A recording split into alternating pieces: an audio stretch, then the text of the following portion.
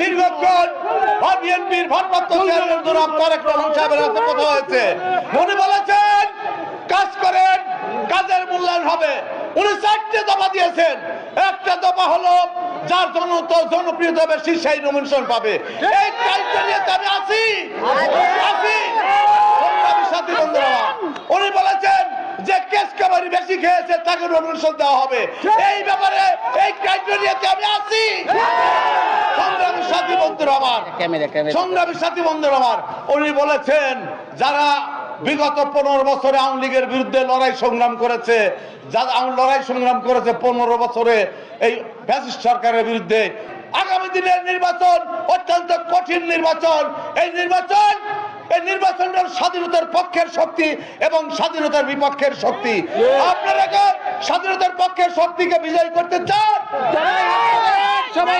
আমরা দেখেছি একজন প্রার্থীর ওই প্রশ্ন করতেছে আপনি কাকে চান, আপনি কাকে চান, বলতেছেন যে আমি নতুন নেতৃত্ব, ওই কি সাইদ আব্দুল্লাহর চাই নতুন নেতৃত্ব। আর নতুন নেতৃত্ব সাইদ আব্দুল্লাহর চাই কেনা চায়? জামাতের লোক। জামাতের এই উপজেলার সবচেয়ে বড় ক্যাডার জামাত ইসলামের সেই এই কথা বলতেছেন। তাই আমরা মনে করি দুর্বল নেতৃত্ব ইনশাল্লাহ বেশি সময় টিকে থাকে না।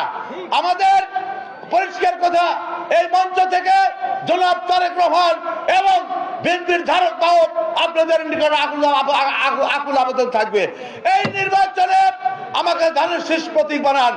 আমি কোন দৃশ্যমান অদৃশ্যমান শক্তি, প্রত্যেক শক্তিকে ইনশাল্লাহ পরাজিত করে ধানের শীষ মার্কা বিজয় অর্জন করে দিয়ে আমি ইনশাল্লাহ আপনাদের দোয়ায় আল্লাহ যে বাঁচা রাখে ইনশাল্লাহ আমি নমিনেশন পাবো। তাই মনে করি বাংলাদেশ জাতীয়তাবাদী দল বিএনপির সৃষ্টি হয়েছে জাতির ক্রান্তি লগ্নে। আমরা দেখেছি ৭৪ সালের দুর্ভিক্ষ, আমরা দেখি নাই? আমরা দেখেছি সেই দেশ সেই মাটি শহীদ রাষ্ট্রপতি জিয়াউর রহমান চায়না থেকে এই ইরিগেশন প্রজেক্ট ধান এনে বাংলাদেশের মানুষের পেটের ক্ষুধা নিবারণ করে দিয়েছে। সংগ্রামী সাথী বন্ধুরা, আমরা দেখেছি শহীদ রাষ্ট্রপতি জিয়াউর রহমান বাংলাদেশের সংবিধানে বিসমিল্লাহির রহমানির রহিম প্রতিষ্ঠিত করেছেন। আমরা দেখেছি বাংলাদেশের সমস্ত রাজনৈতিক দলকে অ্যাবলিশ করে দিয়েছিল, রাজনীতি করার অধিকার বঞ্চিত করে দিয়েছিলেন। শহীদ রাষ্ট্রপতি জিয়াউর রহমান ক্ষমতায় এসে বাংলাদেশে জামাত সহ সকল রাজনৈতিক দলকে রাজনীতি করার অধিকার দিয়েছে। আপনারা ক্ষমা চেয়েছেন, আমি 3 বার ক্ষমা চেয়েছি। শফিকুর রহমান সাহেব বলেন, ওনার কাছে প্রশ্ন, জামাত ইসলামের কাছে প্রশ্ন, 3 বার নয় 100 বারও নয়। আপনারা 47 সাল থেকে আপনারা পরপর ক্ষমতায়, আপনার পরপর খালি মাপই চাচ্ছেন। মাপ চা ওইটাকে বলে না। অপরাধ করেছেন, করিমের হত্যা করেছেন, করিমের বাবাকে হত্যা করেছেন,